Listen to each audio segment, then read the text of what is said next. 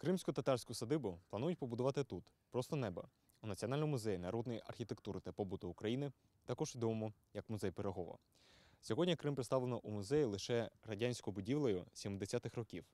Майбутня ж садиба представлятиме аутентичну культуру корінних мешканців півострова. З Криму ми, на превеликий жаль, не можемо перевезти, тому що Крим на даний момент окупований. Але ми можемо зробити реконструкцію спеціалістами, архітекторами, етнографами, етнологами. Була відновлена і зроблений проект реконструкції цієї кримсько-татарської садиби. Зараз ми шукаємо спонсорів, меценатів. Ми вибрали регіон Бахчисараю. Він є найбільш характерний, центральний Крим, він є найбільш характерний для кримсько-татарської архітектури. Це проєкт садиби, який представив один з ініціаторів – актор Ахтем Сейтаблаєв. Всередині будівлі пропонують розмістити майстерні, диванний зал, кімнату нареченої, гостьові та побутові кімнати.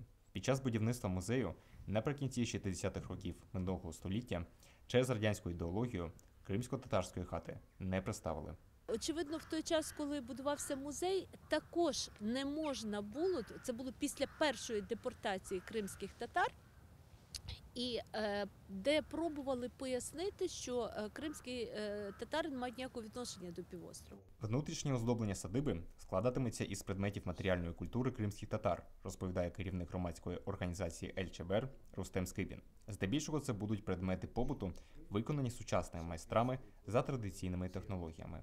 Это посуда, это медная посуда и керамическая.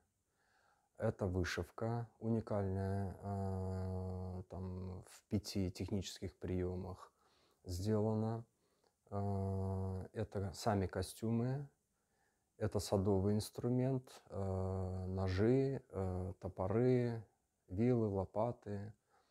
Это мебель, колыбельная, столик и сундук.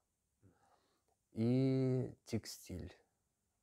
Коври, войлок, ворсовий ковер. За словами авторів проєкту, наразі триває пошук джерел фінансування для будівництва садиби.